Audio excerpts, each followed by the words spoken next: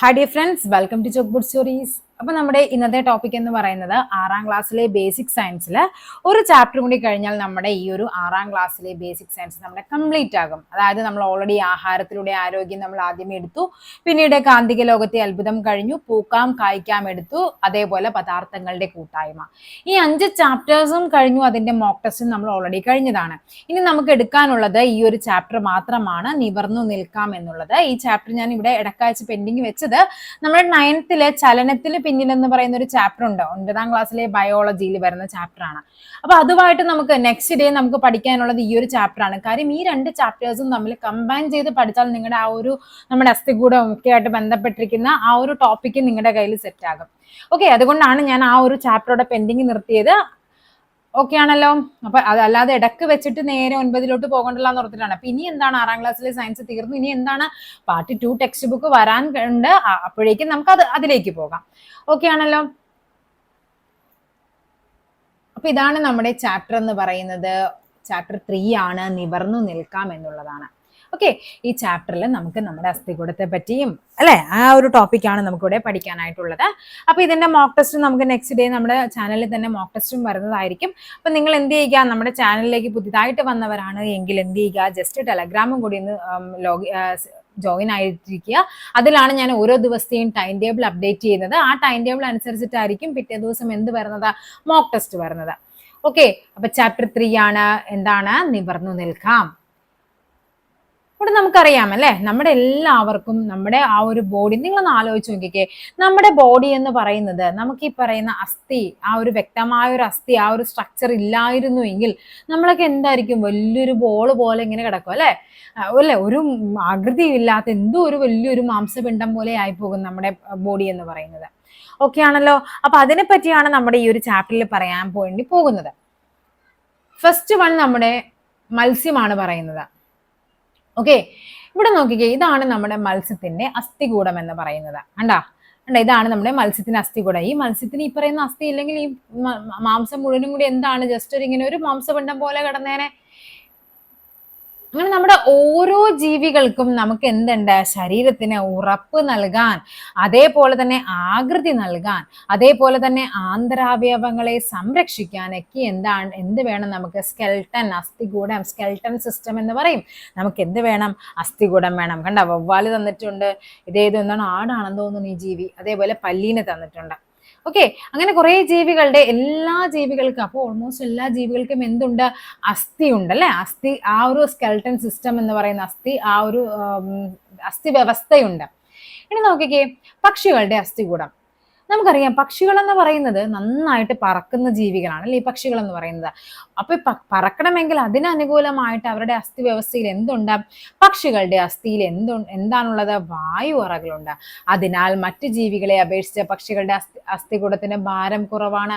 ഇത് പക്ഷികൾക്ക് പറക്കുന്നതിനുള്ള ഒരു അനുകൂലനം. ഓക്കെ, അപ്പൊ എന്താണുള്ളത്, പക്ഷികളുടെ ഇതിലെല്ലാത്തിലും എന്തുണ്ട്, വായു അറകളുണ്ട്. വായു അറകൾ ഉണ്ടെങ്കിൽ അതെന്താണ്, നമ്മളിപ്പോ സ്പോഞ്ച് പറയത്തില്ലേ, സ്പോഞ്ചിൽ നിറയെ വായു അറകൾ ഉണ്ടാകും, അത് ഭയങ്കര കട്ടി കുറവായിരിക്കും. അതേപോലെ തന്നെയാണ് പക്ഷികളുടെ അസ്ഥികൂടത്തിലും എന്തുണ്ട്, നിറയെ വായു അറകളുണ്ട്.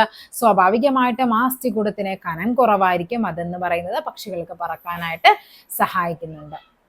ഓക്കെ, അപ്പൊ നമ്മുടെ പക്ഷിയൊക്കെ പൊക്കോട്ടെ. ഇനിയിപ്പോ എന്താണ്, നമുക്കും ഉണ്ടല്ലേ, നമ്മുടെ ഉള്ളിലും എന്തുണ്ട്, അസ്ഥികൂടമുണ്ട് അല്ലെ. ഓരോരുത്തും അല്ലെ, തലയിലുണ്ട്, നട്ടലിലുണ്ട്, വാരിയല്ല്, മാറല്ല്, പിന്നെ എന്തൊക്കെയാ പറയുന്നത് നോക്കിക്കേ, തലയോട്, നട്ടെല്ല്, വാരിയല്ല്, മാറല്ല്, കൈകാലുകളിലെ അസ്ഥികൾ, ഇടുപ്പല്ല് എന്നിവയെല്ലാം ചേർന്നതിനെയാണ് നമ്മൾ മനുഷ്യന്റെ അസ്ഥികൂടം എന്ന് പറയുന്നത്. കണ്ട, തലയോടുണ്ട്, അതേപോലെ കാല്, കണ്ട, ഇതാണ് നമ്മുടെ ഇടുപ്പല്ല്. ഇനി മാറല്ലുണ്ട്, അതേപോലെ തന്നെ എന്താണ്, കൈകള് അല്ലെ, കൈകള്, കാലുകള്.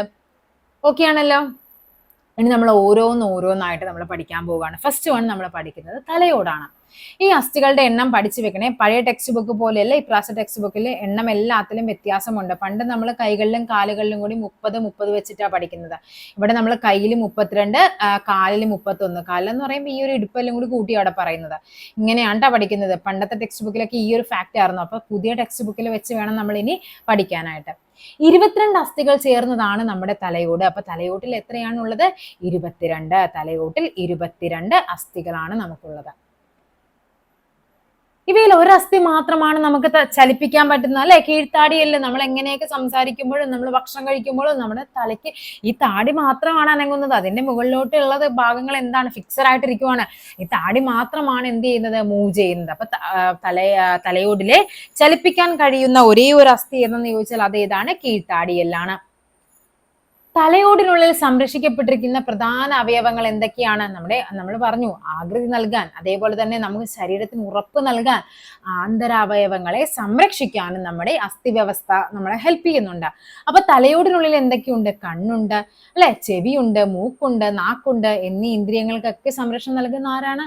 തലയോടാണ്. മസ്തിഷ്കത്തിന് സംഭവിക്കുന്ന ചെറിയ ക്ഷതങ്ങൾ പോലും ഗുരുതരമായ ആരോഗ്യ പ്രശ്നങ്ങൾക്ക് കാരണമാകും, അല്ലെ? അപ്പൊ എന്താണ് ഈ തലയോട് എന്ന് പറയുന്നത്? അല്ലെ, തലയോടിന്റെ ഉള്ളിലാണ് നമ്മുടെ തലച്ചോറൊക്കെ ഇരിക്കുന്നത്, അല്ലെ? ചെറിയൊരു അനക്കം കിട്ടിയാലും മതി, അതിന് ഭയങ്കരമായിട്ട് എഫക്ട് ചെയ്യും. അതുകൊണ്ടാണ് നമ്മൾ എന്ത് ചെയ്യുന്നത്? നമ്മൾ വണ്ടി ഓടിക്കുമ്പോൾ ഹെൽമെറ്റ് വെക്കണം എന്ന് പറയാനുള്ള റീസൺ, നമ്മളിപ്പോ ശക്തിയിലൊക്കെ പോയിട്ട് തല അടിച്ചുകൊണ്ട് ചിലപ്പോൾ ആദ്യം തന്നെ ഈ തലയോടിലായിരിക്കും ക്ഷതമേൽക്കുന്നത്. അത് നമുക്ക് എങ്ങനെയെങ്കിലൊക്കെ എന്താണ്, നമ്മൾ മരണത്തിലേക്ക് ചിലപ്പോൾ നയിക്കില്ല, പക്ഷെ നമുക്ക് എങ്ങനെയെങ്കിലൊക്കെ അത് ശരിയാക്കി എടുക്കാൻ പറ്റും. പക്ഷെ അതേസമയം ആ തലച്ചോറിലാണ് ആ ആഘാതം ഏൽക്കുന്നതെങ്കിൽ നമ്മൾ ഓൺ ദ സ്പോട്ടിൽ നമ്മൾ എന്ത് ചെയ്യും? മരിച്ചു പോകും. അപ്പൊ അതുകൊണ്ടാണ് നമ്മൾ പറയുന്നത് ഹെൽമെറ്റ്, വാഹനം ഓടിക്കുന്നവരെ ഹെൽമെറ്റ് വെക്കണം എന്ന് വെച്ച് പോകണം എന്ന് നിർബന്ധമായിട്ടും പറയുന്നത്. ചിലവർ എന്ത് ചെയ്യും? ഇങ്ങനെ കയ്യിൽ തൂക്കിയിട്ടുണ്ടാക്കും, അല്ലെ? പോലീസുകാരെ കാണുമ്പോൾ എന്ത് ചെയ്യും? നേരെ എടുത്ത് തലയിലേക്ക് വെക്കും. അല്ലെങ്കിൽ ചിലവരുണ്ട് ക്ലിപ്പ് ഇടത്തില്ല. ആ ക്ലിപ്പ് ഇടാണ്ട് ആ ഹെൽമെറ്റ് വെച്ചിട്ട് യാതൊരു പ്രയോജനം ഉണ്ടാകില്ല. നമ്മളൊരു ആക്സിഡന്റ് വന്നു, നമ്മൾ ചിലപ്പോൾ വലിയ ആക്സിഡന്റ് ആയിരിക്കും, നമ്മൾ ജസ്റ്റ് വണ്ടിയിൽ നിന്ന് മറിഞ്ഞ് വീഴുന്നതായിരിക്കും. ക്ലിപ്പ് ഇട്ടിട്ടില്ലെങ്കിൽ എന്ത് സംഭവിക്കും? ആദ്യം തന്നെ ആ ഹെൽമെറ്റ് തെറിച്ചു പോകും, നമ്മുടെ തല പോയി നിലത്തടിക്കുകയും ചെയ്യും. അപ്പൊ അത് മതി മരണത്തിന് കാരണമാകാൻ. അതുകൊണ്ടാണ് ഈ ക്ലിപ്പും ഇടണമെന്ന് പറയുന്നത്. ഓക്കെ, ഇനി എന്താണ്? നട്ടലിനെ പറ്റി പറയണം. അപ്പൊ തലയോട് കഴിഞ്ഞു, നെക്സ്റ്റ് പറയുന്നത് ആരാണ്? നമ്മുടെ നട്ടലാണ്. ഇത് തന്നെ 9th വരുമ്പോഴേക്കും കുറച്ചും കൂടി അഡ്വാൻസ്ഡ് ആയിട്ട് നമ്മൾ ഈ ടോപ്പിക്കുകൾ തന്നെ ഒന്നുകൂടെ പഠിക്കാനുണ്ട്. ശരീരം നിവർന്നു നിൽക്കുന്നതിനും ചലിക്കുന്നതിനും സഹായിക്കുന്ന അസ്ഥികളുടെ ഒരു നിരയാണ് നമ്മൾ നട്ടെല്ലെന്ന് പറയുന്നത്. നട്ടലിലെ അസ്ഥികളെ പറയുന്ന പേരാണ് എന്ത്? കശേരുക്കൾ. നട്ടലിലെ അസ്ഥികളെ പറയുന്ന പേരെന്താണ്? കശേരുക്കളാണ്. 33 കശേരുക്കൾ ചേർന്നതാണ് നട്ടെല്ല്. കണ്ടോ, ഇതിനെയാണ് നമ്മൾ കശേരുക്കൾ എന്ന് പറയുന്നത്. കണ്ടോ, ഇങ്ങനെ 33 എണ്ണം കൂടി ചേരുമ്പോഴാണ് എന്ത് പറയുന്നത്? നമ്മുടെ ഒരു നട്ടെല്ലാകുന്നത്. ഈ കശേരുക്കൾ എത്ര ക്രമമായിട്ടാണ് വിന്യസിച്ചിരിക്കുന്നത്? നമുക്ക് വളയാനും, അല്ലെ? നമ്മളിങ്ങനെ കുനിയുമ്പോഴൊക്കെ നട്ടെല്ലിങ്ങനെ സ്ട്രൈറ്റ് ആയിട്ട് നിന്ന് കഴിഞ്ഞാൽ നമുക്ക് കുനിയാൻ പറ്റുമോ? ഇല്ല. പിന്നെ എന്താണ് പറയുന്നത്? നാഡീവ്യൂഹത്തിന്റെ പ്രധാന ഭാഗമായ സുഷുമ്നാ നാഡി കടന്നു പോകുന്നത് നട്ടെല്ലിനുള്ളിലൂടെയാണ്. അതുകൊണ്ട് തന്നെ സുഷുമ്നാ നാഡിയുടെ സംരക്ഷണ കവചമാണ് ഇത്? നട്ടെല്ല്. ചിലപ്പോൾ അങ്ങനെ തന്നെ പരീക്ഷയ്ക്ക് ചോദിക്കാം, സുഷുമ്നാ നാഡിയുടെ സംരക്ഷണ കവചം. അപ്പൊ നമ്മൾ വിചാരിക്കുമെന്നാണ് തലയോട്ടിലാണ്, തലയിലാണെന്നൊക്കെ വിചാരിക്കും. അല്ല, സുഷുമ്നാ നാഡി എന്ന് പറയുന്നത് നമ്മുടെ നട്ടെല്ലിലൂടെ കടന്നു പോകുന്നതാണ്. അവിടെയാണ് നമ്മൾ സിസേറിയൻ സമയത്തൊക്കെ നമുക്ക് എന്ത് ചെയ്യുന്നുണ്ട്? അതിൽ ഏതോ ഒരു കശേരുക്കളുണ്ട്, ഇതിന്റെ ഇടക്ക് കൂടിയാണ് എന്ത് ചെയ്യുന്നത്? വലിയൊരു നീഡിലും വെച്ചിട്ട് നമ്മൾ ഇഞ്ചക്ഷൻ ചെയ്യുന്നത്. ഓക്കെ, പണ്ടൊക്കെ ആ ഇഞ്ചക്ഷൻ ഭയങ്കര പെയിനാണ്. പക്ഷെ ഇപ്പോഴെന്ന് പറഞ്ഞാൽ ആ ഒരു ഇഞ്ചക്ഷന് വലിയ പെയിൻ ഇല്ല. കാര്യം ആദ്യം തന്നെ അവരോട് ജസ്റ്റ് ഒന്ന് സ്പ്രേ ചെയ്ത് നമ്മളൊന്ന് മരവിപ്പിക്കും. അത് കഴിയുമ്പോഴാണ് ആ ഇഞ്ചക്ഷൻ എടുക്കുന്നത്. അപ്പൊ നട്ടെല്ലിന് ക്ഷതമേറ്റാൽ എന്താണ്? എഴുന്നേറ്റ് നടക്കാൻ എന്താണ്? പ്രയാസമായിരിക്കും. അപ്പൊ നട്ടെല്ല് നമ്മളപ്പോ തലയോട്ടിൽ പറഞ്ഞു 22ആണ്, നട്ടെല്ലിൽ പറഞ്ഞു 33ആണ്. എണ്ണം ഇമ്പോർട്ടന്റ് ആണ്, പഠിക്കേണ്ടതാണ്. നെക്സ്റ്റ് പറയുന്നത് വാരിയല്ലാണ്, അല്ലെ? അപ്പൊ നട്ടെല്ല് സംരക്ഷിക്കുന്ന ഏതാണ്? സുഷുമ്നാ നാഡിയാണ്. വാരിയല്ല് നോക്കിക്കേ, വാരിയല് സ്വയം നമ്മുടെ ശരീരത്തിൽ നമുക്കറിയാം, അല്ലെ? വാരിയല്ലുകൾ എവിടെയാണെന്നുള്ളത് നമുക്ക് നമ്മുടെ ചെസ്റ്റിൽ തന്നെ നമുക്ക് പിടിച്ചു നോക്കുമ്പോൾ തന്നെ നമുക്ക് അറിയാൻ പറ്റും വാരിയല്ല്. മനുഷ്യ ശരീരത്തിൽ 12 ജോഡി വാരിയല്ലുകൾ. അപ്പൊ മൊത്തം എത്രയായി? 24 വാരിയല്ലുകളാണ്. എന്തൊക്കെയാണ്? നമ്മളെ ഹൃദയം, അതിൻ്റെ ഉള്ളിലാണ് നമ്മുടെ ഹൃദയം ഇരിക്കുന്നത്, ശ്വാസകോശം ഇരിക്കുന്നത്, അങ്ങനെ രക്തക്കുഴലുകൾ, ഇവയെല്ലാം പൊതിഞ്ഞ് സംരക്ഷിക്കുന്നത് ആരാണ്? ഈ പറയുന്ന വാരിയല്ലുകളാണ്. വാരിയല്ലുകൾ പിന്നിൽ നിന്ന് നട്ടെല്ലിനോടും മുന്നിൽ മാറലിനോടും ബന്ധിപ്പിച്ചിരിക്കുന്നു. കണ്ടോ, ഇതിനെയാണ് നമ്മുടെ മാറൽ എന്ന് പറയുന്നത്. പുറകിൽ എവിടെയാണ്? ഇതാണ് നമ്മുടെ നട്ടെല്ല്. അപ്പൊ ഇങ്ങനെ കണക്ട് ചെയ്യണത്, അല്ലെ? ഇത് നമ്മുടെ മാറല്ല്. ഇവിടെ നിന്ന് ഇങ്ങനെ പോയിട്ട് പുറകിൽ നമ്മുടെ നട്ടെല്ലുണ്ട്, അതിലേക്ക് ഇങ്ങനെ കണക്ട് ചെയ്താണ് എന്ത് ചെയ്യുന്നത്? ഈ പറയുന്ന വാരിയല്ലുകൾ. അപ്പൊ 12 ജോഡി, ഒരു സൈഡിൽ 12 എണ്ണം. 1 2 3 4 5 6 7 8 9 10 11 12 ജോഡിയാണുള്ളത്. തലയോട്. അപ്പൊ ഈ മാറൽ എവിടെയാണെന്നുള്ളതെന്ന് ഓർത്തിരിക്കണം കേട്ടോ. നിങ്ങൾ വ്യക്തമായിട്ട് നിങ്ങളൊന്ന് പഠിച്ചു വെക്കണേ. എവിടെയാണ് മാറല്? കണ്ട, ഈ നടുക്ക് നമ്മുടെ നമ്മുടെ 2 ചെസ്റ്റിന് നടുക്കായിട്ട് കാണുന്നതിനെയാണ് നമ്മൾ മാറൽ എന്ന് പറയുന്നത്. തലയോട്ടിൽ എത്ര അസ്ഥികൾ കാണപ്പെടുന്നുണ്ട്? തലയോട്ടിൽ 22. തലയോട്ടിൽ അസ്ഥികളിൽ ചലിപ്പിക്കാൻ കഴിയുന്നത് ഏതാണ്? കീഴ്ത്താടിയല്ലാണ്. നട്ടെല്ലിൽ എത്ര കശേരുക്കൾ ചേർന്നതാണ്? 33. സുഷുമ്നാ നാഡിയുടെ സംരക്ഷണ കവചമാണ് എന്ത്? നട്ടെൽ എന്ന് പറയുന്നത്. നട്ടെല്ലിന്റെ പ്രധാന ധർമ്മം എന്താണ്? ഈ പറയുന്ന സുഷുമ്നാ നാഡിയുടെ സംരക്ഷണം. അതേപോലെ തന്നെ എന്താണ് നമ്മൾ പറയുന്നത്? കണ്ട ശരീരം നിവർന്നു നിൽക്കുന്നതിനും ചലിക്കുന്നതിനും സഹായിക്കുന്നത് എന്താണ്? നട്ടെല്ലാണ്. ഹൃദയം, ശ്വാസകോശം എന്നിവയെ പൊതിഞ്ഞ് സംരക്ഷിക്കുന്നത് ഏതാണ്? അത് വാരിയെല്ലുകളാണ്. തലയോടിനാൽ പൊതിഞ്ഞ് സംരക്ഷിക്കപ്പെടുന്ന പ്രധാന അവയവങ്ങൾ ഏതൊക്കെയാണ്? കണ്ണുണ്ട്, അതേപോലെ നമ്മുടെ തലച്ചോറ് അല്ലെ, അതിൻ്റെ ഉള്ളിൽ കാണുന്ന എല്ലാം കണ്ണ്, നമ്മുടെ പിന്നെ അതേപോലെ മൂക്ക്, നമ്മുടെ എന്താണ് ജ്ഞാനേന്ദ്രിയങ്ങളും, അതേപോലെ തന്നെ എന്താണ് പ്രധാനപ്പെട്ട ജ്ഞാനേന്ദ്രിയങ്ങളായി ചെവി വരുന്നുണ്ട്, കണ്ണ് വരുന്നുണ്ട്, മൂക്ക് വരുന്നുണ്ട്, അതേപോലെ രക്തക്കുഴലുകൾ വരുന്നുണ്ട്, തലച്ചോറ് വരുന്നുണ്ട്. ഇതിനെല്ലാത്തിനെയും പൊതിഞ്ഞ് സംരക്ഷിക്കുന്നത് നമ്മുടെ തലയോട്ടിയാണ്. ഇനി നെക്സ്റ്റ്, അപ്പൊ നമ്മൾ തലയോട്ടി കഴിഞ്ഞു, നട്ടെല്ല് കഴിഞ്ഞു. ഇനി എന്താണ്? നട്ടെല്ല് കഴിഞ്ഞു, വാരിയെല്ലും കഴിഞ്ഞു. 3 ടോപ്പിക്കുകൾ കഴിഞ്ഞു. ഇനി എന്താണ് നമുക്ക് പഠിക്കാനുള്ളത്? കൈകാലുകളിലെ അസ്ഥികളാണ്. മനുഷ്യരിൽ ഓരോ കൈയിലും എത്ര അസ്ഥികളുണ്ട്? മനുഷ്യന്റെ കയ്യിലെ അസ്ഥികളുടെ എണ്ണമാണ്. മനുഷ്യന്റെ ഓരോ കൈയിലും 32 അസ്ഥികൾ വീതമാണുള്ളത്. നമ്മൾ ഇതൊക്കെ കൂടി കൂട്ടിയാട്ടെ 32 പറയുന്നത്. പണ്ട് നമ്മൾ ഈ 2 കൂട്ടാണ്ട് 30 പഠിച്ചുകൊണ്ടിരുന്നത്. നമ്മൾ ടോട്ടല് കൈകാലുകൾ എന്ന് പറഞ്ഞ് 120 പഠിക്കും. ബാക്കിയാണ് നമ്മൾ പെറുക്കി പഠിക്കുന്നത്. അപ്പൊ ഇപ്പൊ പഠിച്ചു വെച്ചോ, മനുഷ്യന്റെ കയ്യില് ഓരോ കൈയിലും 32. അപ്പൊ മൊത്തം എത്രയായി? മൊത്തം 64ആയി. കൈകളിലെ ചോദിച്ചു കഴിഞ്ഞാൽ 64ആണ്. 2 കാലിൽ നിൽക്കാനുള്ള കഴിവ് മനുഷ്യർക്കുണ്ടല്ലോ. കൈകളിലെ അസ്ഥികളെ അപേക്ഷിച്ച് കാലിലെ അസ്ഥികൾക്ക് എന്താണ്? ബലമുള്ളതാണ്. ഇനി എന്താ നോക്കിക്കേ, മനുഷ്യ ശരീരത്തിൽ ഒരു കാലിൽ 31 അസ്ഥികളാണുള്ളത്. ഏറ്റവും നീളം കൂടിയ അസ്ഥി എന്ന് പറയുന്നത് നമ്മുടെ തുടയെല്ലാണ്. ഫീമർ എന്ന് പറയും. ഏതാണ്? തുടയെല്ല്. ഏറ്റവും നീളം കൂടിയത് തുടയെല്ലാണ്. ഏറ്റവും നീളം കുറഞ്ഞത് ചോദിച്ചു കഴിഞ്ഞാൽ അത് ഏതാണ്? അത് ചെവിക്കുള്ളിലെ സ്റ്റേപ്പിസ് ആണ്. ഓക്കെ, അപ്പൊ കൈകളിൽ എത്രയാണ്? 32 എണ്ണത്തിന്റെ പേരായിട്ട്. അപ്പൊ 64 കാലുകൾ ചോദിച്ചു കഴിഞ്ഞാൽ 31 വീതം 62. ജനന സമയത്ത് ശരീരത്തിൽ ഏകദേശം 300 അസ്ഥികൾ ഉണ്ടാകും. നമുക്ക് പഠിക്കാം. ഒരു കുട്ടി ജനിച്ചു വീഴുമ്പോൾ അവൻ എത്ര അസ്ഥികളാണ് ഉള്ളത്? 300. ഓക്കെ, പ്രായമാകുന്നതോടെ ഇപ്പൊ എന്താണ്, ചിലപ്പോൾ ഇപ്പൊ ഒരു അസ്ഥി എന്ന് പറയുന്നത് ഇങ്ങനെ പാർട്സ് ആയിരിക്കും. അത് അവന്റെ പ്രായമാകുന്നതോടെ എല്ലാം കൂടി ജോയിൻ ചെയ്ത് ഉറപ്പാകും. ഉണ്ടോ? ഇതിൽ പലതും യോജിച്ച് 206 കുറയുന്നു. അപ്പൊ എന്താണ്? പ്രായമായ ഒരു മനുഷ്യന്റെ അസ്ഥികളുടെ എണ്ണം ചോദിച്ചു കഴിഞ്ഞാൽ 206. ജനന സമയത്തെ അസ്ഥികളുടെ എണ്ണം ചോദിച്ചു കഴിഞ്ഞാൽ അത് എത്രയാണ്? 300. നോക്കിക്കേ, നട്ടെല്ല് 33. 2 കൈയിലും കൂടി, കയ്യിൽ നമ്മൾ 32 പറഞ്ഞു, അപ്പൊ 2 കൈയിലും കൂടി 64. 2 കാലിലും കൂടി 62 അല്ലെ, 31. വാരിയെല്ല് 24. തലയോട്ടി 22. ഇതെല്ലാം കൂടി കൂട്ടുമ്പോഴാണ് നമ്മുടെ 206 അസ്ഥികൾ നമുക്ക് വരുന്നത്. എന്തൊക്കെയാണ് ഈ പറയുന്ന അസ്ഥികൂടത്തിന്റെ ധർമ്മം എന്നാണ് ചോദിച്ചിരിക്കുന്നത്. എന്തൊക്കെയാണ്? ഫസ്റ്റ് വൺ നമുക്ക് പറയാം, ശരീരത്തിന് ആകൃതി നൽകുന്നു അല്ലെ. പിന്നെ എന്താണ്? ശരീരത്തിന് ഉറപ്പ് നൽകുന്നു. പിന്നെ എന്താണ്? ആന്തരിക അവയവങ്ങളെ സംരക്ഷിക്കുന്നു അല്ലെ. നമുക്ക് ശരീരത്തിന് ഉറപ്പും ആകൃതിയും ഒക്കെ നൽകുന്നതും ആന്തരിക അവയവങ്ങളെ സംരക്ഷിക്കുന്നത്. ഇങ്ങനെ ഒത്തിരി കാര്യങ്ങളാണ് നമ്മുടെ എന്തിനുള്ളത്? അസ്ഥി വ്യവസ്ഥയുടെ ധർമ്മങ്ങൾ എന്ന് പറയുന്നത്. ഇനി പറയുന്നത് തരുണാസ്ഥിയാണ്. കാർട്ടിലേജ് എന്ന് പറയും. എന്താണ് തരുണാസ്ഥി എന്ന് പറഞ്ഞാൽ? നമുക്കറിയാം, നമ്മുടെ ചെവി, അതേപോലെ മൂക്ക് എന്നീ ഭാഗങ്ങളിൽ എന്താണ്, നമുക്ക് നമ്മുടെ കയ്യിലെ ഇതെന്ന് പറഞ്ഞ ചെവി കൂടെ നമുക്ക് വളക്കും പോലെ വളക്കാൻ പറ്റുമോ? ഇല്ല. പക്ഷെ നമ്മുടെ എന്താണ്, ഇപ്പൊ ചെവി, മൂക്കിന്റെ തുമ്പൊക്കെ എന്ന് പറഞ്ഞാൽ നമുക്ക് ഇങ്ങനെ വളച്ചെടുക്കാൻ പറ്റും. അവിടെയും എന്തുണ്ട്? അസ്ഥിയുണ്ട്. ആ അസ്ഥികളെ പറയുന്നതാണ് തരുണാസ്ഥി അഥവാ കാർട്ടിലേജ് എന്ന് പറയുന്നത്. അസ്ഥികളെ പോലെ തന്നെ ശരീരത്തിന് താങ്ങും ബലവും നൽകുന്ന വളരെയധികം വഴക്കമുള്ള ഭാഗങ്ങളാണ് തരുണാസ്ഥികൾ. ഇവ എല്ലുകളേക്കാൾ മൃദുവാണ്.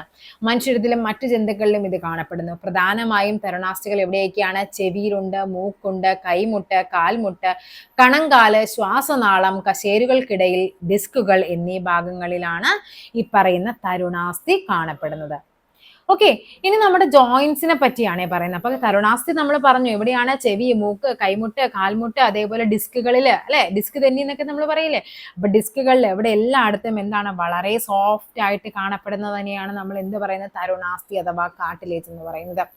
ഇനി നമ്മുടെ ജോയിന്റ്സ്, ഫസ്റ്റ് വൺ എന്താണെന്ന് നോക്കിക്കേ. മനുഷ്യന്റെ കൈപ്പത്തിയിലെ അസ്ഥികളാണ് തന്നിരിക്കുന്നത്. കണ്ടോ? നമ്മുടെ കൈപ്പത്തി രണ്ടാമത്തെ ചിത്രത്തിലെ പോലെ ആയിരുന്നെങ്കിലോ? കണ്ടോ, ഇങ്ങനെ എന്താണ്? സ്ട്രെച്ച്, ഇങ്ങനെ ഡയറക്റ്റ് ഇങ്ങനെ നിൽക്കുവാണ്, ഒന്നും അനക്കാൻ പറ്റാതെയാണ് നിൽക്കുന്നതെങ്കിൽ ഇവർ പറഞ്ഞിരിക്കുന്നത് രണ്ടാമത്തേൽ എന്ത് ചെയ്യാനാ പറഞ്ഞിരിക്കുന്നത്? എന്തോ ഇട്ട് ലോക്ക് ചെയ്യാനാണ് അല്ലെ. കാർഡ്ബോർഡ് തയ്യാറാക്കിയിരിക്കുന്ന കണ്ടാ, വണ്ണം കുറഞ്ഞ പൈപ്പ് വെച്ചിട്ട് ഇത് ഇങ്ങനെ കയ്യിലിടാൻ. അപ്പൊ നമുക്ക് നമ്മുടെ ഇഷ്ടത്തിനനുസരിച്ച് നമ്മുടെ കൈവിരലുകൾ ചലിപ്പിക്കാനായിട്ട് പറ്റുമോ? ഒരിക്കലുമില്ല. അപ്പൊ എന്താണ്, അതിനെയാണ് നമ്മൾ പറയുന്നത് അസ്ഥിസന്ധി എന്ന് പറയും. എന്താണ് അസ്ഥിസന്ധി എന്ന് പറയുന്നത്? രണ്ടോ അതിലധികമോ അസ്ഥികൾ ചേരുന്ന ഭാഗമാണ് അസ്ഥിസന്ധി. ഒരസ്ഥി ഇങ്ങനെ വരും, ഒരസ്ഥി ഇങ്ങനെ വരും, അത് തമ്മിൽ കൂടിച്ചേരുന്ന ഭാഗത്തെ പറയുന്ന പേരാണ് സന്ധി, അല്ലെ? രണ്ടെണ്ണത്തിനെ നമ്മൾ യോജിപ്പിച്ച് നമ്മൾ സന്ധികൾ പറയില്ല, ആദേശസന്ധി, അത് മറ്റേ നമ്മുടെ മലയാളത്തിൽ പറയും പോലെ തന്നെ. അതേപോലെ തന്നെ രണ്ട് അസ്ഥികൾ തമ്മിൽ യോജിപ്പിക്കുമ്പോൾ അത് എന്തായിട്ട് മാറും? അസ്ഥിസന്ധിയായിട്ട് മാറും. നമ്മുടെ ശരീരത്തിൽ വിവിധ തരത്തിലുള്ള അസ്ഥിസന്ധികളുണ്ട്. അസ്ഥിസന്ധികൾ ചലിപ്പിക്കാൻ കഴിയുന്നവയുമുണ്ട്, കഴിയാത്തവയുമുണ്ട്. അതിൽ ആദ്യത്തെ അസ്ഥിസന്ധിയാണ് എന്ത്? വിജാഗിരി സന്ധി എന്ന് പറയുന്നത്. നമുക്ക് വിജാഗിരി, അല്ലെ, നമ്മുടെ ഹിഞ്ച് ജോയിന്റ് എന്ന് പറയും. നമ്മുടെ വാതില്, ജനലൊക്കെ നോക്കിക്കേ. നമുക്ക് വാതില് ഇപ്പൊ ഇങ്ങനെ തുറന്നു കഴിഞ്ഞാൽ, ഇപ്പൊ ഇങ്ങനെ വാതിൽ നമുക്ക് ഒരു പരിധി വരെ നമുക്ക് തുറക്കാൻ പറ്റും, അല്ലാണ്ട് തിരിച്ചൊടിച്ചു മടക്കിയിട്ട് തിരിച്ചു കൊണ്ടുവരാൻ പറ്റുമോ? ഇല്ല.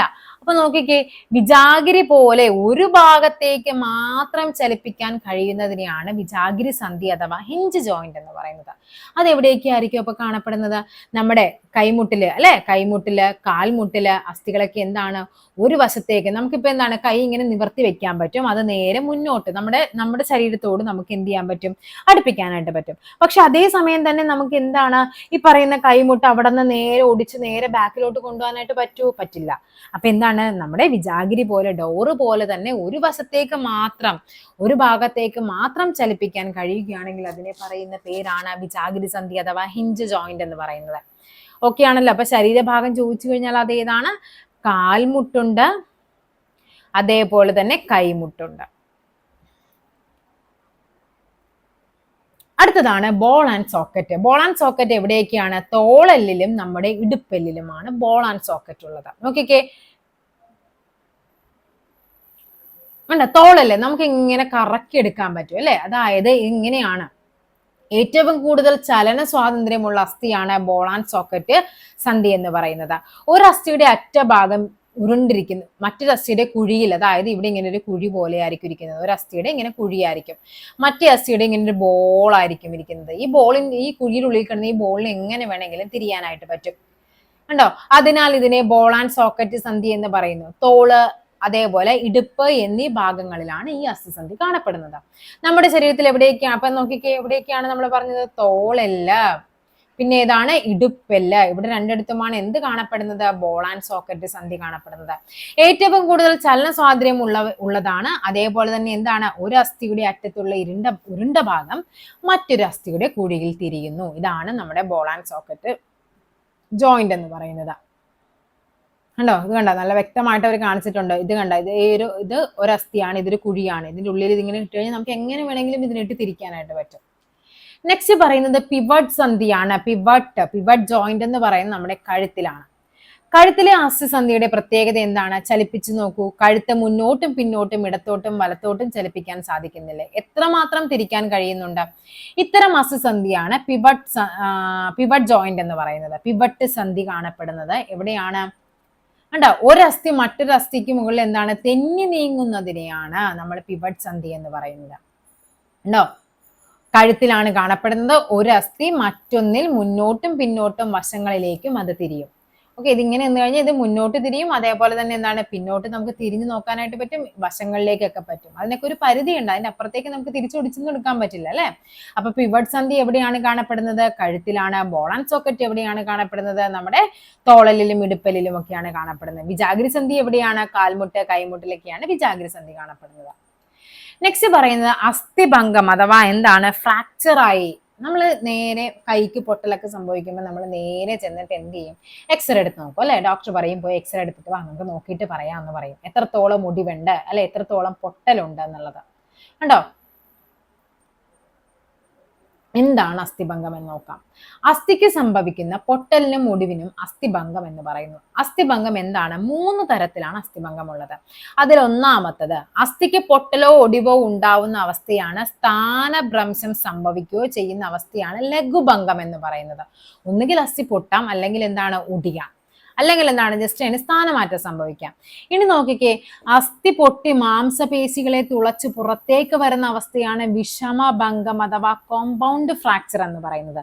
സിമ്പിൾ എന്ന് പറയുമ്പോൾ എന്താണ്, ജസ്റ്റ് അതിനുള്ളിൽ പൊട്ടിയിട്ടുണ്ട്, നമുക്ക് എക്സ്റേ എടുക്കുമ്പോഴേ മനസ്സിലാകുള്ളൂ അത് പൊട്ടിയിട്ടുണ്ട്, അത്രേ ഉള്ളൂ, അല്ലെ. ജസ്റ്റ് നമുക്കത് കുറച്ച് നാൾ പ്ലാസ്റ്റർ ഒക്കെ ഇട്ട് കഴിഞ്ഞാൽ അത് ജോയിന്റ് ആയിക്കോളും, നമുക്കത് പൊട്ടിയിട്ടുണ്ട്. പക്ഷെ ഇത് വിഷമഭംഗം എന്ന് പറയുമ്പോൾ എന്താണ്, അസ്ഥി പൊട്ടുകയും ചെയ്തു, നമ്മുടെ മാംസത്തെ തുളച്ച് എന്ത് ചെയ്യുന്നുണ്ട്, അത് പുറത്തേക്കും കൂടി വന്നിട്ടുണ്ട്. ഇനി നെക്സ്റ്റ് എന്താണ്, സങ്കീർണ ഭംഗം എന്ന് പറയും. അതായത് ഈ പറയുന്ന അസ്ഥിഭംഗത്തോടൊപ്പം പുറമേ മുറിവുണ്ടായിരിക്കും, പക്ഷെ എന്താണ്, ശരീരത്തിലെ എന്താണ്, ഇതിൽ അസ്ഥിഭംഗത്തോടൊപ്പം പുറമേയും മുറിവുണ്ടായിരിക്കും, ഈ പറയുന്ന കോമ്പൗണ്ട് ഫ്രാക്ചറിന്. ഇനി ശരീരത്തിലെ ആന്തരാവയവങ്ങൾക്ക് സമീപം സംഭവിക്കുന്ന വിഷമഭംഗമാണ് സങ്കീർണ ഭംഗം. ഇത്തരം സന്ദർഭങ്ങൾ അസ്ഥി ഒടിഞ്ഞ് ആന്തരാവയവങ്ങൾക്ക് ക്ഷതം സംഭവിക്കുന്നുണ്ട്. ചിലപ്പോൾ നമ്മൾ ആക്സിഡന്റ് ഒക്കെ ആയി കഴിയുമ്പോൾ പറയും വാരിയല് പൊട്ടി ശ്വാസകോശത്തിൽ കയറിയിട്ടുണ്ടെന്നൊക്കെ പറയും. അതിനേക്ക് പറയുന്ന പേരാണ് കോംപ്ലിക്കേറ്റഡ് ഫ്രാക്ചർ അഥവാ സങ്കീർണ ഭംഗം എന്ന് പറയുന്നത്. അതായത് സംഭവം അത് ഒടിഞ്ഞു കഴിഞ്ഞാൽ നമുക്കറിയാം, നമുക്കൊരു അസ്ഥി എടുത്ത് ഒടിഞ്ഞ്, നമുക്കൊന്നും വേണ്ട, നമ്മൾ ചിക്കനൊക്കെ തിന്നുന്ന ആൾക്കാരാണ് അല്ലെ, ചിക്കൻ ജസ്റ്റ് നമുക്ക് കടിച്ചു കഴിയുമ്പോൾ തന്നെ അറിയാം അതിങ്ങനെ ചീള് പോലെ ആയിരിക്കും ഇരിക്കുന്നത്. അത് നമ്മുടെ കുത്തി നമ്മുടെ ഉള്ളിലോട്ട്, ശരീരത്തിന് ഉള്ളിലോട്ട് കയറി കഴിഞ്ഞു കഴിഞ്ഞാൽ അത് നമ്മുടെ ഉള്ളിലെ ഹൃദയത്തിലും അതേപോലെ എന്താണ് ശ്വാസകോശത്തിലും ഒക്കെ നമുക്ക് കുത്തി കയറാനായിട്ട് ചാൻസ് ഉണ്ട്. അപ്പൊ അതിനെയാണ് നമ്മൾ സങ്കീർണ ഭംഗം എന്ന് പറയുന്നത്. അപ്പൊ അസ്ഥിഭംഗം 3 തരത്തിലുണ്ട്: ലഘുഭംഗം, വിഷമഭംഗം, സങ്കീർണ ഭംഗം. ഇനി എക്സ്റേ ആണ്. ആരാണ് എക്സ്റേ കണ്ടുപിടിച്ചത്? പഠിക്കണേ, വിൽഹെം കോൺറാഡ് റോഡ്ജൻ ആണ് എക്സ്റേ കണ്ടുപിടിച്ച. റോഡ്ജൻ ആണ്, അങ്ങനെ പഠിച്ചു വെച്ചാൽ മതി. 1895 1895 ജർമ്മൻ ഭൗതിക ശാസ്ത്രജ്ഞനായ വില്യം കോൺറാഡ് റോഡ്ജൻ ആണ് എക്സ്റേ കണ്ടുപിടിച്ചത്. മനുഷ്യന്റെ കൈകളിലെ അസ്ഥികളുടെ ഫോട്ടോഗ്രാഫിക് ചിത്രം എക്സ്റേ ഉപയോഗിച്ചത് റോഡ്ജൻ ആണ്. മാംസപേശികളിലൂടെ കടന്നു പോകുന്നതും എല്ലുകളിലൂടെ കടന്നു പോകാത്തതുമാണ് എക്സ്റേ എന്ന് പറയുന്നത്. അതുകൊണ്ടാണല്ലോ നമുക്കിത് നമ്മുടെ ആ ഒരു പിക്ചർ നമുക്ക് കാണാനായിട്ട് പറ്റുന്നത്. ഉണ്ടോ? അസ്ഥിഭംഗം സംഭവിച്ചിട്ടുണ്ടെങ്കിൽ നമുക്ക് എങ്ങനെയൊക്കെ മനസ്സിലാക്കാനായിട്ട് പറ്റും? പരിക്കേറ്റ ഭാഗത്ത് നല്ല വേദന ഉണ്ടാകും, പരിക്കേറ്റ ഭാഗം അനക്കാൻ പ്രയാസമായിരിക്കും, സമാന ഭാഗങ്ങളുമായുള്ള വ്യത്യാസം ഉണ്ടാകും. അസ്ഥിഭംഗം ചിലപ്പോൾ എന്താണ്, തെന്നിയൊക്കെ നീങ്ങിയിരിക്കും. ചിലപ്പോൾ പറയും മുട്ടുകാല് തെന്നിപ്പോയി, അല്ലെ കൈമുട്ട് തെന്നി, കൈക്കുഴ തെന്നി. ചിലപ്പോൾ ഈ ഫുട്ബോളൊക്കെ കളിക്കുന്നവരുടെയൊക്കെ കാണാൻ പറ്റും, പെട്ടെന്ന് ഈ മുട്ടൊക്കെ തെന്നിപ്പോകും. അത് അവർക്ക് അതിനെ പ്രാക്ടീസ് ആയിട്ട് അത് പഠിച്ചവരൊക്കെ ഉണ്ടാകും അവരുടെ കൂട്ടത്തിൽ തന്നെ, അതിങ്ങനെ കറക്റ്റ് ചെയ്ത് ഇടുക എന്ന് പറയുന്നത്. ഫസ്റ്റ് വൺ പറയുന്നത് ഇനി എന്താണ്, പ്രഥമ ശുശ്രൂഷ. അപ്പൊ ഈ അസ്ഥിഭംഗം സംഭവിച്ചു കഴിഞ്ഞാൽ നമുക്ക് എന്തൊക്കെ ചെയ്യാന്നാണ് പറയുന്നത്. നോക്കിക്കേ, പരിക്കേറ്റ ഭാഗം എന്ത് ചെയ്യണം, ചലിപ്പിക്കാതെ സൂക്ഷിക്കണം. അതിനായി പരിക്കേറ്റ ഭാഗത്ത് സ്പ്ലിന്റ് ഉപയോഗിച്ച് കെട്ടാം. എന്താണ് സ്പ്ലിന്റ് എന്ന് പറഞ്ഞാൽ? മരം, ലോഹം, പ്ലാസ്റ്റിക് എന്നിവയിൽ ഏതെങ്കിലും കൊണ്ട് നിർമ്മിച്ചിട്ടുള്ള താങ്ങു പലകയ കൊണ്ട് നമുക്ക് എന്തുണ്ടാക്കാൻ പറ്റും? സ്പ്ലിന്റ് ഉണ്ടാക്കാൻ പറ്റും. കണ്ടാ, കൈ അനങ്ങാതിരിക്കണമെങ്കിൽ ഇങ്ങനെ എന്ത് ചെയ്യും, എന്തെങ്കിലും ശക്തമായ നല്ല ബലമുള്ള വടി എന്തെങ്കിലും കൊണ്ട് കെട്ടിക്കൊടുത്താൽ മതി. പിന്നെന്താണ്, പരിക്കേറ്റ ഭാഗം ചലിപ്പിച്ച് നോക്കരുത്. അസ്ഥിഭംഗം സംഭവിച്ച ഒരാൾക്ക് പ്രഥമ ശുശ്രൂഷ നൽകിയതിനു ശേഷം ഉടനെ എന്ത് ചെയ്യണം, ആസ്പത്രിയിലേക്ക് എത്തിക്കണം. അടുത്ത നോക്കിക്കേ, കളിക്കുന്നതിനിടെ വീഴുന്ന കുട്ടി, കാലിൽ നല്ല വേദന, അസ്ഥിഭംഗം പരിശോധന, പ്രഥമ ശുശ്രൂഷ നൽകലും ആശുപത്രിയിൽ എത്തിക്കലും. ഇതൊക്കെ ഇത് വേണ്ട, അവിടെ ക്ലാസ്സിൽ അഭിനയിച്ച് കാണിക്കാൻ പറഞ്ഞിരിക്കുകയാണ്. അസ്ഥിഭംഗം സംഭവിച്ചിരിക്കുകയാണ് കേട്ടോ. കയ്യിൽ ഇത് ഇങ്ങനെ അസ്ഥി ഒടിഞ്ഞു മാറിയിട്ടുണ്ട്. പിന്നെ എന്ത് ചെയ്യുന്നുണ്ട്, അതിൻ്റെ ഉള്ളിൽ കമ്പി ഇട്ടിട്ട് അത് നേരെ ആക്കിയിട്ടുണ്ട്. കണ്ടാ, എല്ലിന് പൊട്ടലുണ്ട്, അവിടെ എന്ത് ചെയ്യണം, കമ്പി ഇടണം എന്ന് പറയുന്ന ഫാക്ട് ഇതാണ്. ഇങ്ങനെയാണ്. ഇതിൻ്റെ ഉള്ളിൽ കൂടി നമ്മൾ എന്ത് ചെയ്യും, ഒരു കമ്പി കയറ്റിയിട്ട് ഇവിടെ സ്ക്രൂ ഇട്ട് മുറുക്കും, ഇവിടെയും സ്ക്രൂ ഇട്ട് മുറുക്കും. അപ്പൊ ഈ കമ്പി ഇങ്ങനെ നേരെ നിൽക്കും. കുറച്ചാൾ കഴിയുമ്പോഴേക്കും ഇത് സംഭവം ഇത് ജോയിന്റ് ആകും. ഈ കമ്പി നമ്മൾ എന്ത് ചെയ്യും, വലിച്ച് പുറത്തേക്ക് എടുക്കും. ഓക്കെ, നെക്സ്റ്റ് എന്താന്ന് നോക്കിക്കേ പറഞ്ഞിരിക്കുന്നത്, മുട്ട് മാറ്റിവെക്കൽ. ശരീരഭാരം കൂടുന്നതിനും അസ്ഥികളിൽ കാൽഷ്യം കുറയുന്നതിനും കാൽമുട്ടിന് തേയ്മാന പ്രശ്നങ്ങൾ ഉണ്ടാക്കും. പ്രായം കൂടുമ്പോഴും കാൽമുട്ട് വേദന വരും. വൈദ്യപരിശോധനയ്ക്ക് ശേഷം അസുഖമുള്ളതോ തേയ്മാനം വന്നതോ ആയ കാൽമുട്ടിലെ അസ്ഥികൾ നീക്കം ചെയ്യും. പകരം സെറാമിക്, ലോഹം, പ്ലാസ്റ്റിക് എന്നിവ ഉൾപ്പെടുന്ന കൃത്രിമ കാൽമുട്ട് സ്ഥാപിക്കുകയും ചെയ്യുന്നതാണ് മുട്ടുമാറ്റിവെക്കൽ എന്ന് പറയുന്നത്. ഇത് 20 വർഷം വരെ ഫലപ്രദമായി പ്രവർത്തിക്കും. കാൽമുട്ട് മാറ്റിവെക്കൽ ശസ്ത്രക്രിയയ്ക്ക് ശേഷം കാൽമുട്ടിൽ ചെറിയ ചില അസ്വസ്ഥതകൾ അനുഭവപ്പെട്ടേക്കാം. മരുന്നുകൾ ഉപയോഗിച്ച് ഫിസിയോതെറാപ്പിയിലൂടെയൊക്കെ ഇത് നമുക്ക് മാറ്റിയെടുക്കാനായിട്ട് പറ്റും. ഇനി പറയുന്ന ആഹാരത്തിലൂടെ ആഹാരം, നമുക്ക് നല്ല ഫുഡ്, നമുക്ക് കാൽഷ്യം അല്ലെ, വൈറ്റമിൻ ഡി, കാൽഷ്യം വേണം എന്നൊക്കെ നമ്മൾ പറയും അല്ലെ. റിക്കറ്റ്സ്, അസ്ഥികൾക്കുണ്ടാകുന്ന അസുഖം അല്ലെ. അപ്പൊ എല്ല്, പല്ല് തുടങ്ങിയവയുടെയൊക്കെ ആരോഗ്യത്തിന് ആവശ്യമായ പോഷക ഘടകങ്ങളൊക്കെ പട്ടികപ്പെടുത്താനാണ് പറഞ്ഞിരിക്കുന്നത്. ഒന്നുമല്ല, നമ്മുടെ ഈ പറയുന്ന പാലും മുട്ടയൊക്കെ തന്നെയാണ്. ഏറ്റവും കൂടുതൽ കാൽഷ്യം അടങ്ങിയ ഫുഡ് ആയിരിക്കണം നമ്മൾ കഴിക്കേണ്ടത്. വൈറ്റമിൻ ഡി നന്നായിട്ട് നമുക്ക് വേണം. ഇനി നോക്കിക്കേ, ചെവിക്കുള്ളിലെ അസ്ഥികൾ. നമ്മുടെ ചെവിക്ക് 3 ഭാഗങ്ങളായിട്ടാണ് ചെവിയെ തിരിക്കുന്നത്. അതിൽ മധ്യകർണം, ആന്തരകർണമുണ്ട്, ബാഹ്യകർണമുണ്ട്. ഇനി നോക്കിക്കേ, ഈ മധ്യകർണത്തില് നമ്മുടെ എന്തൊക്കെയുണ്ടെന്ന് നോക്കിക്കേ. മാലീസ്, ഇൻഗസ്, സ്റ്റേപ്പീസ് എന്നിങ്ങനെ 3 അസ്ഥികളുണ്ട്. ഇവയ്ക്ക് കമ്പനം ചെയ്യാനുള്ള കഴിവുണ്ട്. അപ്പൊ ഇവയുടെ കമ്പനം മൂലമാണ് നമ്മൾ എന്ത് ചെയ്യുന്നത്, നമ്മൾ ശബ്ദം കേൾക്കുന്നത്. കണ്ട, ഇവ കമ്പനം ചെയ്യുമ്പോൾ ബാഹ്യകർണത്തിൽ നിന്ന് ആന്തരകർണത്തിലേക്ക് ശബ്ദം കൈമാറ്റം ചെയ്യപ്പെടുന്നു. നമ്മുടെ ശരീരത്തിലെ ഏറ്റവും ചെറിയ അസ്ഥിയാണ് സ്റ്റേപ്പിസ്. ഏറ്റവും വലുത് ചോദിച്ചു കഴിഞ്ഞാൽ അത് തുടയെല്ലാണ്. നമ്മൾ രണ്ടും പറഞ്ഞതാണ്. ഏറ്റവും വലുത് ചോദിച്ചു കഴിഞ്ഞാൽ തുടയെല്ലും, ഏറ്റവും ചെറിയ അസ്ഥി ചോദിച്ചു കഴിഞ്ഞാൽ അത് സ്റ്റേപ്പീസ്. സ്റ്റേപ്പീസ് കണ്ട, മാലിയസ്, ഇൻകസ്, സ്റ്റേപ്പീസ്, ഇതിൽ കൂടക്കല്ലിന്റെ ആകൃതി എന്നൊക്കെ പറഞ്ഞ് നമുക്ക് പഠിക്കാനുണ്ട്. കുതിരസവാരിക്കാരന്റെ അതൊക്കെ നമുക്ക് എന്ത് ചെയ്യാം, ഇതൊക്കെ നമുക്ക് ഡീറ്റെയിൽ ആയിട്ട് നമുക്ക് ഈ ഒരു ചാപ്റ്റർ നമുക്ക് 10ാം ക്ലാസ്സിൽ എന്താണ് ജ്ഞാനേന്ദ്രിയങ്ങൾ നമുക്ക് എല്ലാം ഡീറ്റെയിൽ ആയിട്ട് പഠിക്കാനുണ്ട്. ഇപ്പൊ ഇവിടെ നിങ്ങൾ ഇത്രയും പഠിച്ചു വെക്കാം. 3 അസ്ഥികളുണ്ട്. മാലിയസ്, ഇൻകസ്, സ്റ്റേപ്പീസ് ആണ്. അതിൽ ഏറ്റവും ചെറുതെന്ന് പറയുന്നത് സ്റ്റേപ്പീസ് ആണെന്നുള്ളതും കൂടി. ഇനി പറയുന്നത് അസ്ഥികൂടം അകത്തുമുണ്ട് പുറത്തുമുണ്ട് അല്ലെ. നമ്മുടെ ചില ജീവികളുടെ ഇപ്പൊ നോക്കിക്കേ, ഈ പറയുന്ന ഒച്ച്, ഇതിന്റെ ഈ പുറത്തുള്ള ഈ സാധനം ഭയങ്കര കട്ടിയായിരിക്കും കണ്ടാ. അതേപോലെ ഈ ചെമ്മീന്റെ ഉള്ളില് എന്തെങ്കിലും ഉണ്ടോ? ഉള്ളിലൊന്നുമില്ല, നല്ല ഫ്ലഷ് ആയിരിക്കും അല്ലെ, നല്ല മാംസമായിരിക്കും. പക്ഷെ അതിന്റെ പുറമെ എന്തുണ്ട്, ഇങ്ങനെ നല്ല കട്ടിയുള്ളതുണ്ടോ? ഇങ്ങനെയുള്ളതിനെ പറയുന്ന പേരാണ് എന്ത്? ബാഹ്യ അസ്ഥികൂടം എന്ന് പറയുന്നത്. ഞണ്ടിനൊക്കെ ബാഹ്യ അസ്ഥികൂടമാണ്. ഒച്ച്, ചിലതരം വണ്ടുകൾ, ചിപ്പി, ഞണ്ട് തുടങ്ങിയ ജീവികൾക്ക് കട്ടി കൂടിയ പുറന്തോടുണ്ട്. പഴുതാര, തേരട്ട, പാറ്റ, കൊഞ്ച് തുടങ്ങിയ ജീവികൾക്കും താരതമ്യേന കട്ടി കുറഞ്ഞ പുറന്തോടുണ്ട്. ശരീരത്തിന് പുറത്തുള്ള ഇത്തരം ആവരണങ്ങളെ പറയുന്ന പേരാണെന്ത്? ബാഹ്യാസ്ഥികൂടം എന്ന് പറയുന്നത്. പൂച്ച, തവള, എലി എന്നിവയ്ക്കൊക്കെ എന്താണ്? ആന്തരാസ്ഥികൂടമാണ് അല്ലെ. ഒരു ജീവിയിൽ തന്നെ എന്തുണ്ടാകും? ആന്തരാസ്ഥികൂടവും ഉണ്ടാകും, ബാഹ്യ അസ്ഥികൂടവും ഉണ്ടാകും. അതിനുള്ള ഉദാഹരണങ്ങളാണ് ഈ പറയുന്നത്. മുതലയ്ക്ക് പുറമേ ഉള്ളത് എന്താണ്? ബാഹ്യ അസ്ഥികൂടമാണ്. അകത്തെന്തുണ്ട്? അതിന് വ്യക്തമായ ഒരു എല്ലുണ്ട്. അതേപോലെ ആമ, ഇതാണ് ആമയുടെ പുറന്തോട്, ഇതൊരു ബാഹ്യ അസ്ഥികൂടമാണ്. അതിൻ്റെ ഉള്ളിൽ അതിന് വ്യക്തമായ സ്ട്രക്ചറുള്ള എല്ലുണ്ട്. അതിനെയാണ് നമ്മൾ ആന്തരാസ്ഥികൂടം എന്ന് പറയുന്നത്.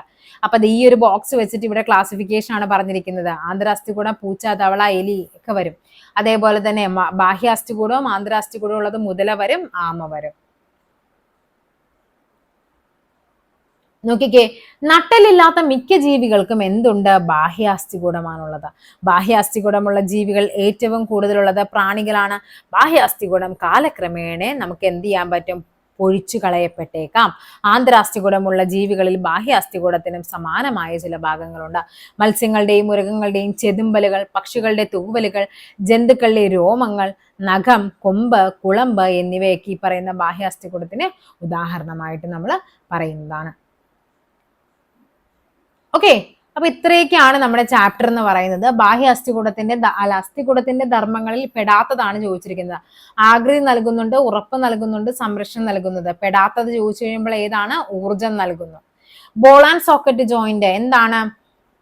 ഒരു അസ്ഥിയുടെ ഉരുണ്ട ഭാഗം, ബോളും സോക്കറ്റും പോലെ അല്ലെ. അപ്പൊ ഇതാണ്. വിജാഗിരി സന്ധി, ഒരു ഭാഗത്തേക്ക് മാത്രം ചലിപ്പിക്കാൻ സാധിക്കുന്നു. പിവട്ട് ജോയിന്റ്, ഒരു അസ്ഥി മറ്റൊന്നിൽ ഇരുവശത്തേക്കും തിരിയുന്നതിനെയാണ് നമ്മൾ എന്ത് പറയുന്നത്? പിവട്ട് സന്ധി എന്ന് പറയുന്നത്. അപ്പൊ ഇത്രയുമാണ് നമ്മുടെ ഇന്നത്തെ ചാപ്റ്റർ എന്ന് പറയുന്നത്. നെക്സ്റ്റ് നമ്മുടെ ഇപ്പൊ 22ാമത്തെ ദിവസമാണെന്ന്. 23ാമത്തെ ദിവസം നമുക്ക് പഠിക്കാനുള്ളത് 9ാം ക്ലാസ്സിലെ ചലനത്തിന് പിന്നിലാണ്. ഈ ചാപ്റ്ററിന്റെ കണ്ടിന്യൂഷൻ ആണ് ആ ചാപ്റ്റർ. അതും കൂടി കഴിയുമ്പോഴേക്കും അപ്പൊ ഇന്നത്തോടു കൂടി നമ്മുടെ 6ാം ക്ലാസ്സിലെ ബേസിക് സയൻസ് കംപ്ലീറ്റ് ആയിട്ടുണ്ട്. ഇനി നമുക്ക് എന്ത് ചെയ്യാം? 5ാം ക്ലാസ്സിലെ സോഷ്യൽ നമുക്ക് വീണ്ടും നമുക്ക് തുടങ്ങാനുണ്ട്. 9ാം ക്ലാസ്സിൽ ഈ ഒരു ചാപ്റ്റർ കൊണ്ട് കഴിഞ്ഞാൽ വീണ്ടും നമുക്ക് 5ലെ സോഷ്യൽ സയൻസിലേക്ക് പോകാം. അപ്പൊ എന്ത് ചെയ്യാം? അടുത്തൊരു ചാപ്റ്ററും അല്ലെങ്കിൽ മോക്ക് ടെസ്റ്റും ഡെയിലി ബൂസ്റ്റും ഒക്കെ ആയിട്ട് നമുക്ക് വീണ്ടും കാണാം. Thank you.